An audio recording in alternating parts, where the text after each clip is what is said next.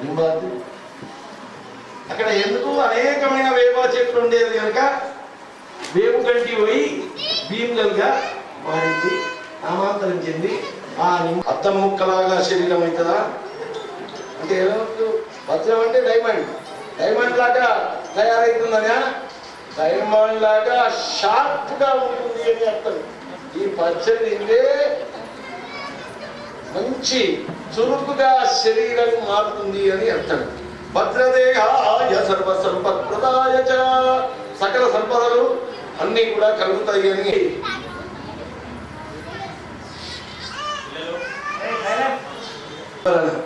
ఎందుకంటే మీరు మూడు ధర్మం నేర్చుకుంటే ఫస్ట్ లాభపడేది అయ్యా, అంటే సంతోషపడేది అయ్యా. ఎందుకంటే ధర్మ సంస్థాపన జరిగేది అని అర్థం. మరి మీరు పంచాంగం ఏమనుకోవాలి? ఉగాది పచ్చడి తిన్నారా? ఒకరు వచ్చిందా? తీయగున్నదా? పులుపున్నదా? 7 రుచులు ఉన్నాయి. 9 గ్రహాలు ఒక్కడికి ఉంటే 9 మంచిగా ఉంటే మోడీ అక్కడ ఎందుకు కూర్చుంటాడు? సుబ్బరపత్రి ఇక్కడ ఎందుకు కూర్చుంటాడు? సుబ్బరపత్రి మోడీ పక్కకే కూర్చుంటాడు. 9 గ్రహాలు ఎవరికి మంచిగా ఉన్నారా? 9 గ్రహాల్లో అటు ఇటు అన్ని జరుగుతూ ఉంటాయి.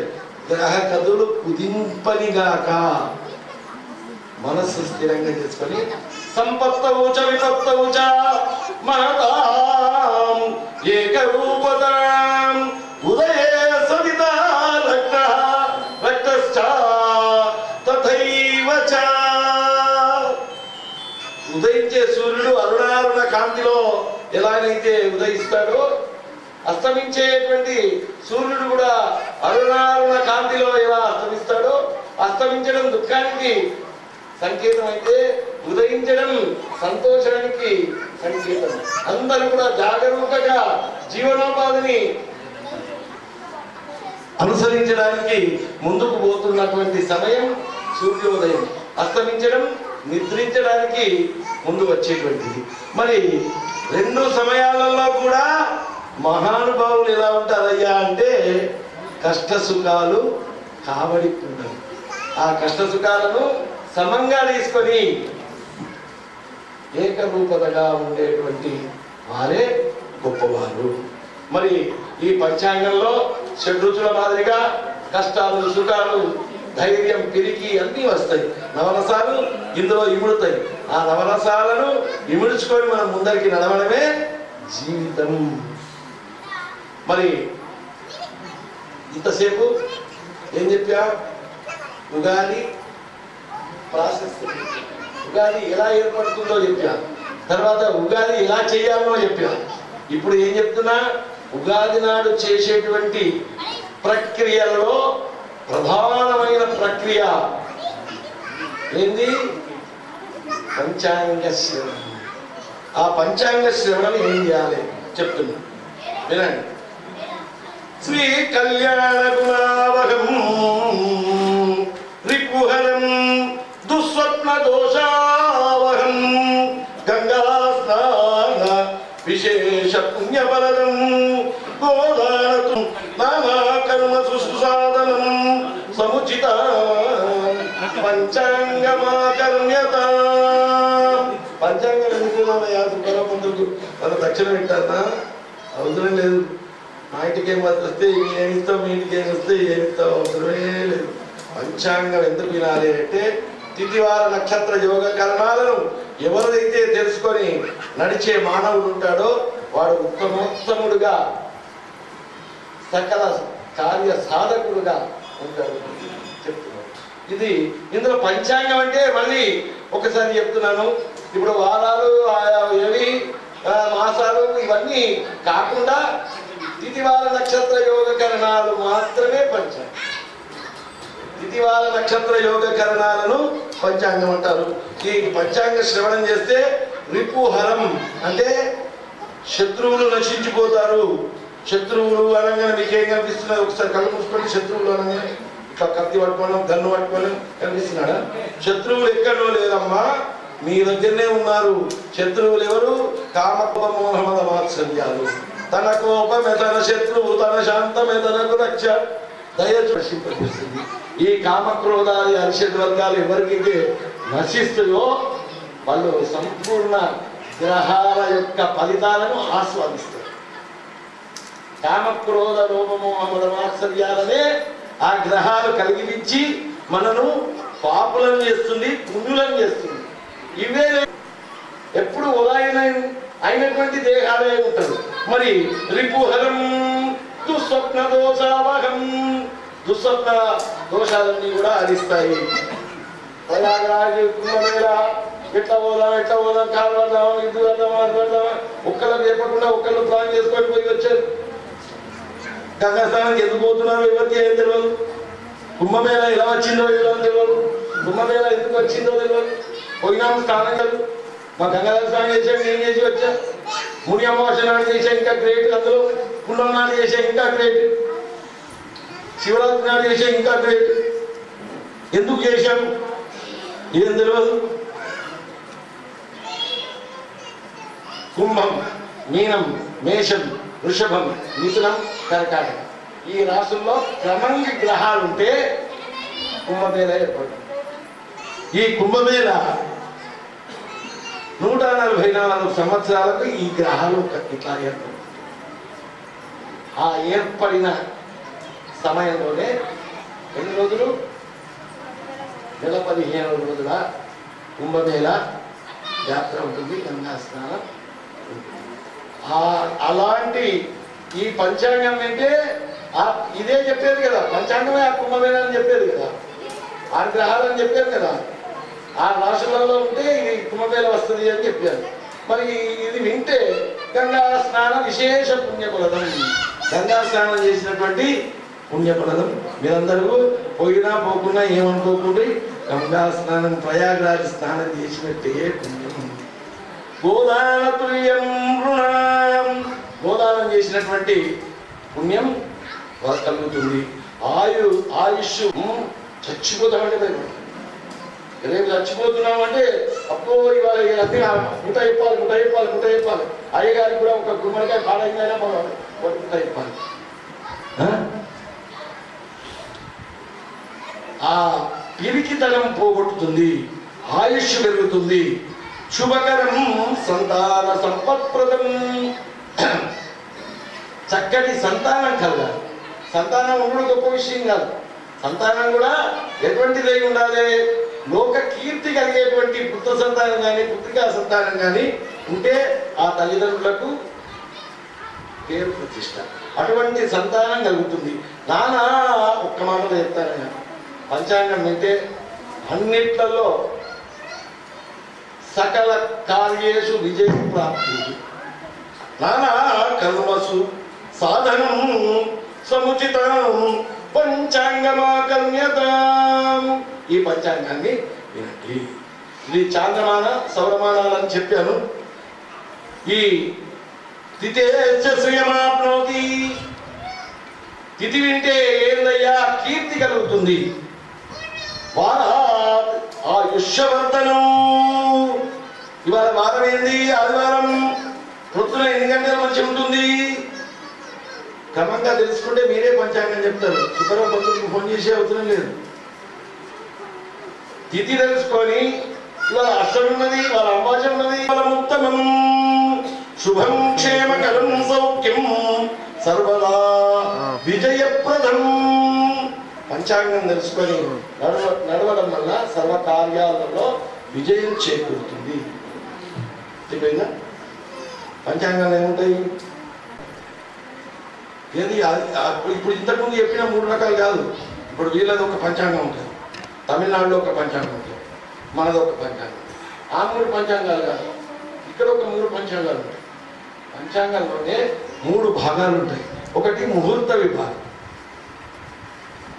ఏ రోజు నాడు ఏ పెళ్లిళ్ళు ఎప్పుడు చేయాలి, ఉపనయనం ఎప్పుడు చేయాలి, గృహప్రవేశాలు ఎప్పుడు చేయాలి. దేనికి ఒకదానికి ఇవాళ మంచి రోజు పెళ్లిళ్ళు ఉన్నాయి, వస్తున్నాయి, ఆ రోజు గృహప్రవేశం చేస్తా అంటే కుదరదు. గృహప్రవేశం చేసే ముహూర్తాలు వేరే ఉంటాయి, ఉపనయనాలు చేసే ముహూర్తాలు వేరే ఉంటాయి. ఇదంతా ముహూర్త విభాగం అయినా. రెండోది సుబ్బారావు పంతుల దగ్గరికి వచ్చి లైన్ పడతారు చూడండి, అది జాతకం. జన్మ జాతకాన్ని వివరించేటువంటి విధానం జాతక విభాగం. మూడోది గోచార విభాగం, పంచాంగం ఉన్నాయి కదా. ఇవాళ నక్షత్రాలు, యోగకరణాలు, ఇవాళ అపాచ ఎన్ని గంటల వరకు ఉన్నాయి, ఉన్న 10 ఎన్ని గంటల వరకు ఉంది, ఇదంతా చెప్పేది గోచారం. ఇవాళ ప్రజెంట్ గ్రహస్థితిని చెప్పేది పంచాంగం. ఓకేనా? 3 రకాల పంచాంగాలు ఉంటాయని చెప్పాను. మరి ఇవన్నీ కూడా దేనితో గుణించబడ్డది? దేంతో గుణించబడ్డది? భూమి చుట్టూ తిరుగుతున్నది. భూమి చుట్టూ తిరుగుతున్నది. భూమికి 12 గీతలు గీశారు. భూమి చుట్టూ 12 గీతలు గీశారు. 12 గీతలు గీసి వాటికి ఏం పెట్టారు? ఒక గీత నుంచి ఒక గీతకు మేషం అని పెట్టారు. ఇంకో గీత నుంచి ఇంకో గీతకు వృషభం అని పెట్టారు. ఇట్లా మిథునం అని పెట్టారు. తర్వాత కర్కాటకం, సింహం, కన్యా, తుల, వృశ్చికం, ధనస్సు, మకర, కుంభం, మీనం, ఇట్లా 12 రాశులను పెట్టారు. 12 రాశులను పెట్టి ఆ రేఖల మీద పడినట్టయితే ఆ గ్రహ ప్రభావం ఈ భూమి మీద ఉన్న జీవరాశికి పడేది ఫలితాంశమే పంచాంగం. ఇప్పుడు భూమి ఒక రౌండ్ వేయాలి అంటే, శనికి ఒక రౌండ్ వేయాలి అంటే ఎన్ని సంవత్సరాలు పడుతుంది? 30 సంవత్సరాలు. మన జీవిత కాలంలో భూమి చుట్టూ తిరిగి శనికి ఫోకస్గా ఉండేది 90 సంవత్సరాలు. 3 చుట్టూ తిరిగారు. మరి రాహు కేతువులు 18 నెలలు. గురువు ఒక సంవత్సరంకు ఒక కక్ష తిరుగుతాడు 30 డిగ్రీలు. అంటే 360 డిగ్రీలు తిరగాలి అంటే ఒక సంవత్సరం పడుతుంది. సూర్యునికి 30 రోజులు పడుతుంది. 30 రోజులకు ఒక కక్ష, సంవత్సరంకు మొత్తం 12 కక్షలు తిరుగుతాడు. ఇలా చంద్రునికి ఒక కక్ష తిరగాలి అంటే 2.5 రోజులే పడుతుంది. ఇప్పుడు ఇవాళ పండుగ చేస్తున్నారు, రేపు పండుగ చేస్తున్నారు. వాళ్ళు దేన్ని యూజ్ చేశారు చెప్పండి? చూశారా లేదా? చంద్రుడిని యూజ్ చేసేది. నెలవంక రాగానే వృద్ధి చంద్రుడు అంటారు. మనం దాన్ని ఏమంటాం? ఒక అటువంటి చంద్రుడిని చూసి దారపు తీసి ఇట్లా వేస్తారు. ఎందుకు? నూతన వస్త్ర వృద్ధి జరగాలి, మనస్సు ఉల్లాసంగా ఉండాలి. చంద్రుడు 2.5 రోజులకు ఒకసారి ఉంటాడు. మరి ఇలా గ్రహగమనం జరుగుతూ ఉంటుంది. గ్రహగమనం జరుగుతూ ఉంటే ఒక్కొక్క గ్రహం మనకేం చేస్తుంది ఒక్కసారి సంక్షిప్తంగా ఎప్పుడు చెప్తా, లేకుంటే డైరెక్ట్ ఫలాంశం కొమ్మంటే ఫలాంశం. ఓకే. సూర్యుడు ఆరోగ్యాన్ని ఇస్తాడు. సూర్యుడు ఏమిస్తాడు? ఆరోగ్యం. ఆరోగ్యం సవితా తనోతు భవతాం ఇందోర్ యశో నిర్మలం. ఆరోగ్యాన్ని సవిత అంటే సూర్యుడు ఇస్తాడు. ఇందు అంటే చంద్రుడు సాంప్రదాయబద్ధాన్ని చెప్తాడు. ఇది ఒక్కొక్క గ్రహంకు అనేక రకాల పోర్ట్ఫోలియోస్ ఉంటాయి. ఇప్పుడు మన గంగాధర స్వామి చెప్పినట్టు సంక్షిప్తంగా చెప్పినట్టే, చిన్న విషయాలను చెప్పాలంటే పంచాంగ శ్రవణం 3 రోజులు పెట్టాలి. మన విశాఖ గంటలు అంత భూమిలో ఉన్నాళ్ళైతే ఉన్నట్టుగా. మరి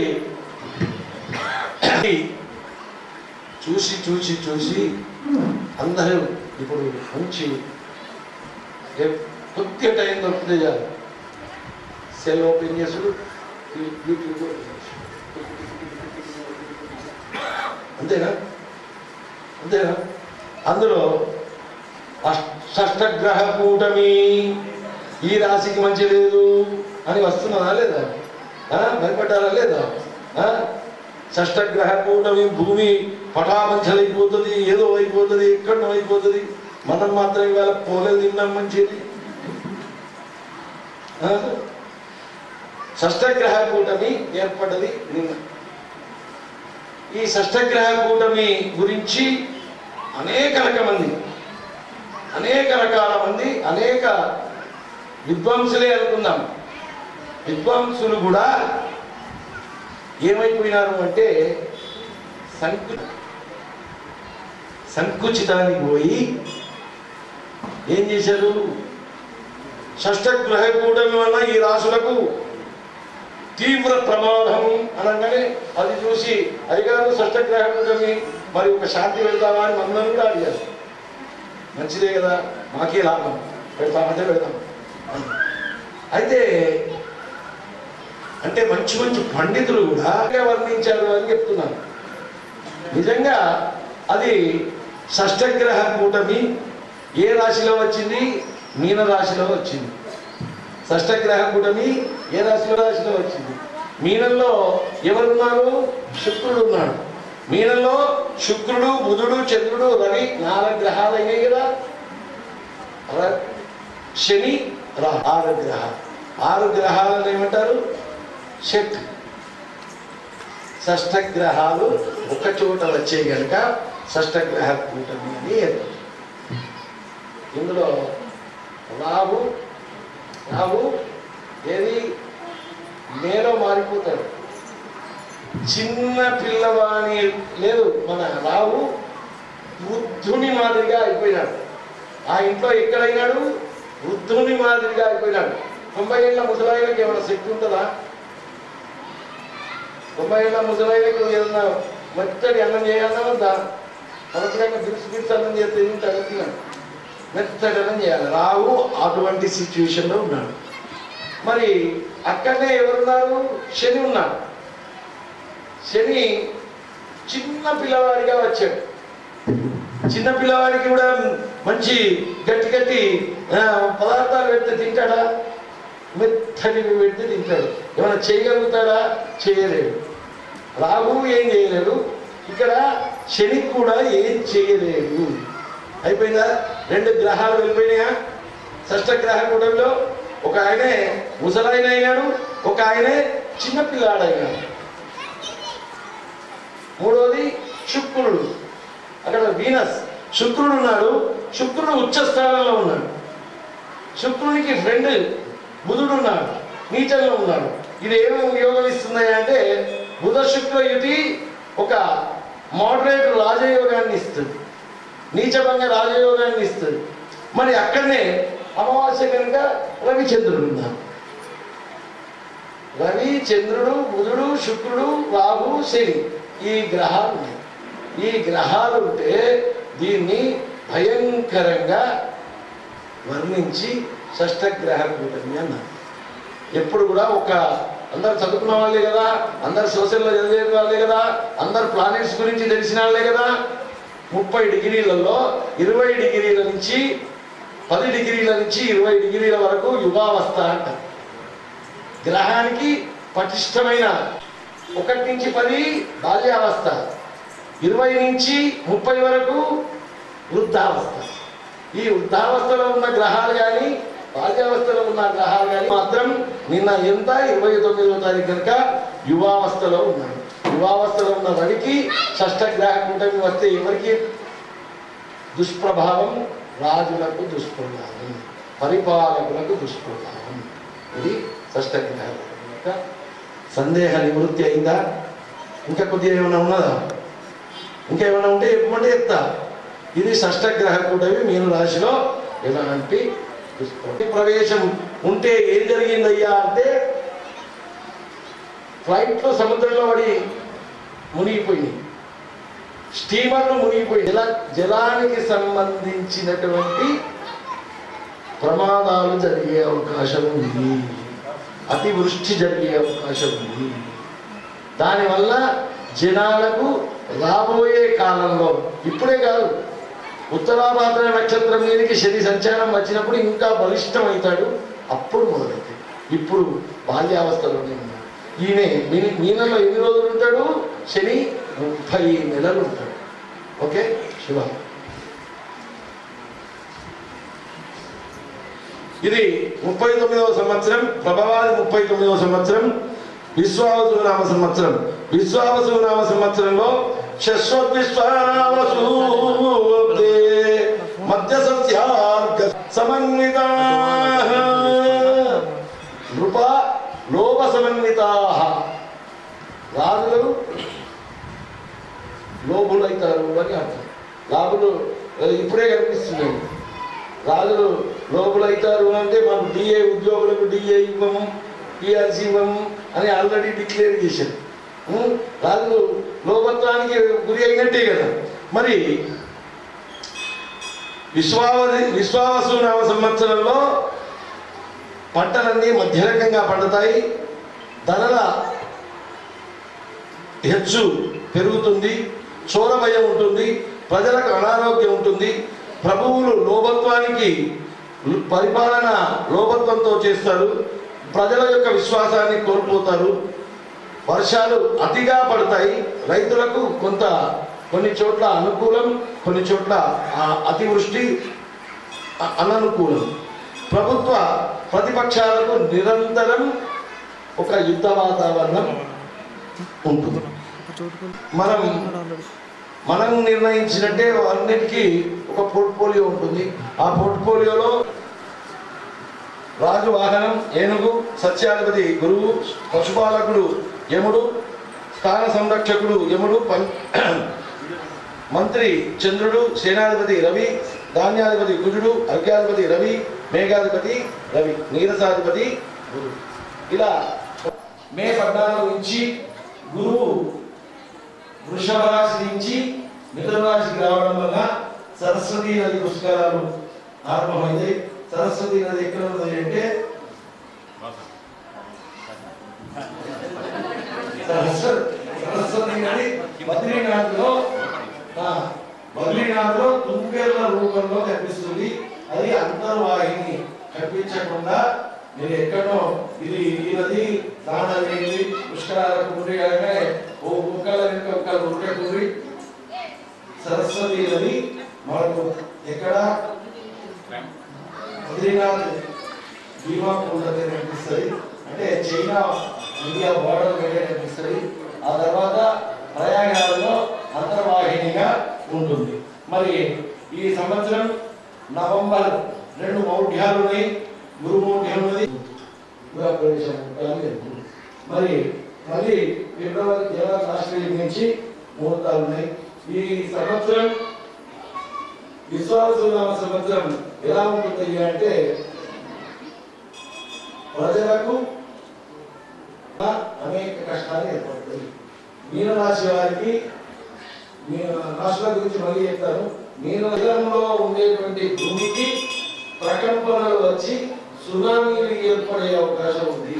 సేమ్ 96, 97, 98లో ఇలానే మీనంలో శని ఉండడం వల్ల ఆ సంవత్సరం కూడా అనేక స్టీమర్లకు అనేక విమానాలు కూడా నీళ్ళలో పడి ప్రమాదాలు అంటే ఈ మీనంలో ఉండే శని మీనంలో ఉండడం, గురువు వృషభంలో మిథునంలో ఉండడం, మంత్రుల యొక్క ఆలోచన విధానం మంచిగా ఉంటుంది. మరి ఉత్తర భారతదేశంలో వింధ్యాచల్ ఉత్తర ప్రాంతంలో, మధ్యప్రదేశ్కు ఉత్తర ప్రాంతంలో అతి వృష్టి జరిగే అవకాశం ఉంది. మరి దక్షిణ భారతదేశంలో ప్రమాదాలు వచ్చే అవకాశం ఉంది. మరి ఈ సంవత్సరం ప్రజలకు పరిపాలకులకు మధ్యన ఒక అగాధం అంటే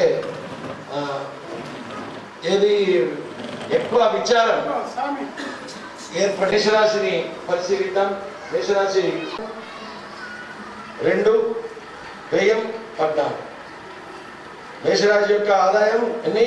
2, వ్యయం 14, రాజపూజ్యం 5, అవమానం 7. మరి ఈ సంవత్సరం గ్రహాలు ఏమేమి మారుతున్నాయి అంటే సూర్యుడు ప్రతి నెల మారుతూ ఉంటాడు. మేషరాశి వారికి జూన్, జూలై బాగుంటుంది,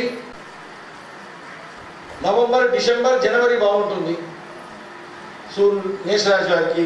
తర్వాత గురువు 2వ స్థానంలో మే 14 వరకు ఉంటాడు. ఇంకా గురువు ప్రభావం మంచిగానే ఉంటుంది. తర్వాత గురువు ప్రభావం 3వ రాశిలో మిథున రాశిలో, తర్వాత రాహు 11వ స్థానంలో మే 18 వరకు ఉంటాడు. తర్వాత 10వ స్థానం మీనం నుంచి 5వ స్థానంలో ఉంటాడు. ఈ 2 కూడా రాహుకేతువులు కూడా సామాన్య ఫలితాలనే ఇస్తాయి. మరి ఇప్పుడు మే 18 వరకు మేషరాశి వారికి మిశ్రమ ఫలితాలు గోచరిస్తున్నాయి. మేషరాశి వారికి ఇంకొకటి ఏంటంటే 7.5 శని ఆరంభం. 7.5 శని అంటే భయపడకండి. 7.5 శని అంటే ఏం చేయడు. పోయి నూనె పోసి విగ్రహాలను పాడు చేయకుండా నూనె ఊరికే పోస్తే అది కూడా కల్తీ నూనె. పాపం ఆ శనిదేవుడు కూడా భయపడతాడు. పోసి దీపం వెలిగించండి, దీపానికి మెడిటేషన్ చేయండి. ఒక గరీబు వాళ్లకు, పేదవాళ్లకు, ఆ చిరిగిపోయిన అంగీలు, లాగులు, చెద్దీలు, బనీళ్ళు లేని వాళ్లకు వస్త్రదానం చేయండి, అన్నదానం చేయండి. ఆకలితో ఉన్న వాళ్ళ మీద శని ప్రభావం ఆవహించి ఉంటాడు. వాళ్ళని కాపాడితే మీకు శని శాంతిస్తుంది. నూనె పోస్తే శాంతించు. దయచేసి నూనె పోసి విగ్రహం మళ్ళా నెలకోసారి గౌతమ్ మహారాజుకు సర్వతం పట్టుకొని పెంట మీద దోష పిండి